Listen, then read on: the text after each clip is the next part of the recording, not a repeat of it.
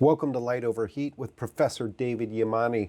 This week I want to talk about whether groups like Everytown and Brady are anti-gun.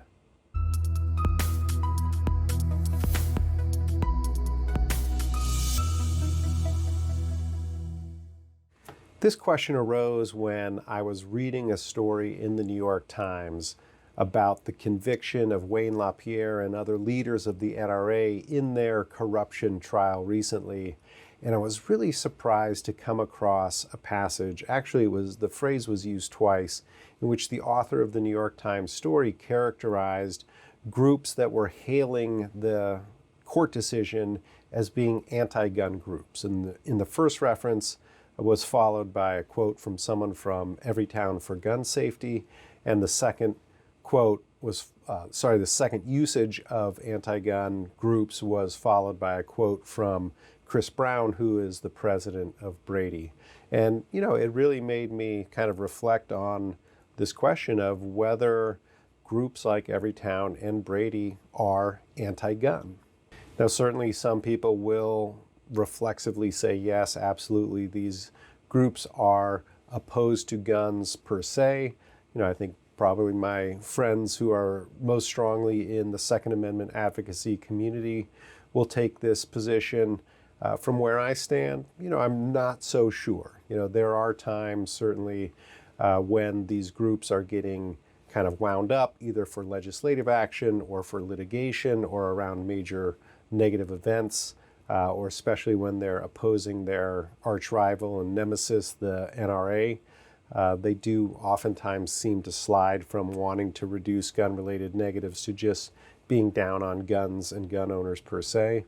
But in fairness to the groups, let me look at some of their dominant legislative advocacy programs, at least.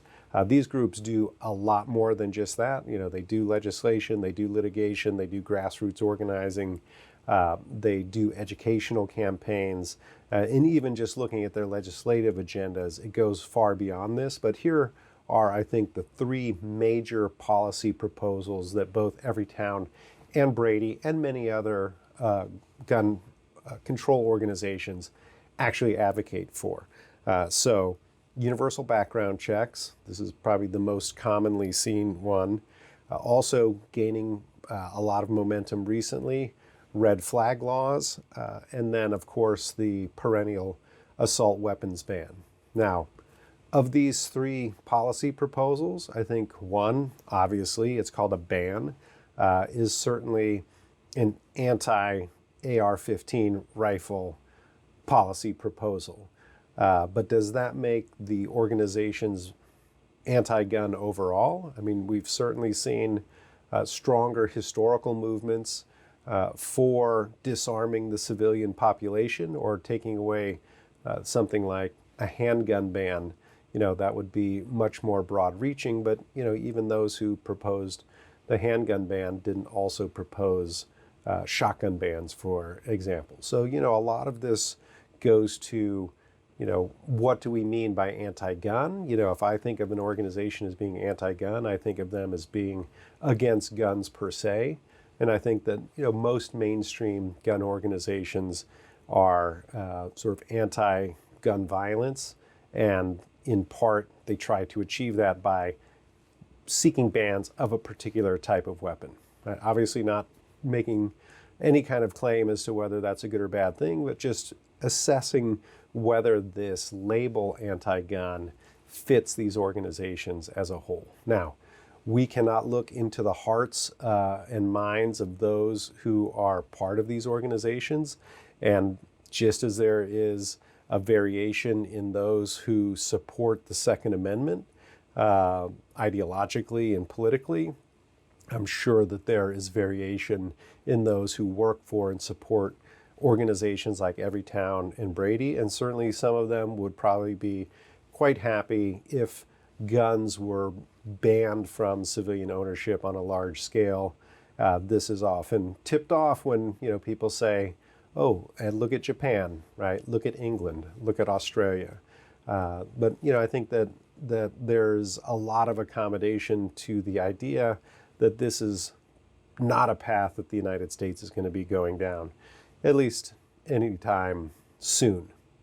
Now, there are some organizations out there which I think lean much more strongly toward the anti-gun side. So, for example, Igor Volsky's group, Guns Down America, part of the whole reason that he organized that group was because he thought the mainstream of the gun control movement was too soft. And I think that the idea of guns down is really much more suggestive of an anti-gun position. And more recently, I've come to learn about this group called Project Unloaded, founded by a former leader of the Joyce Foundation, Nina Vinnick, and I'm very intrigued by their what they call theory of change. And I have this up on my computer screen, so excuse me for looking over at that. I want to make sure that I accurately represent where this group stands. So says their theory of change. This is projectunloaded.org, their mission page. Research shows that teens and young adults are forming opinions and making decisions about guns. Through creative and cultural campaigns, Project Unloaded provides accurate information about gun violence, here's the key language, to inspire the next generation to choose on their own terms not to own and use guns, right? And so this is basically modeled on the anti-smoking campaigns of the recent past, right? Which are really not just anti-smoking, right? So this would be not just being against gun violence, right? Not just against the negative things, but against the thing itself, right? So anti-smoking campaigns are essentially anti-cigarette campaigns because the idea is there's no safe level of cigarette use, right? In the same way the prohibition, wasn't against the negative outcomes that come with alcohol. It was against alcohol itself because there is no safe use of alcohol. And the same thing here would apply to guns, right? It's not an anti-gun violence group, ultimately. Ultimately, it is an anti-gun violence group that is going to achieve that by encouraging people not to own and use firearms. That is an anti-gun position.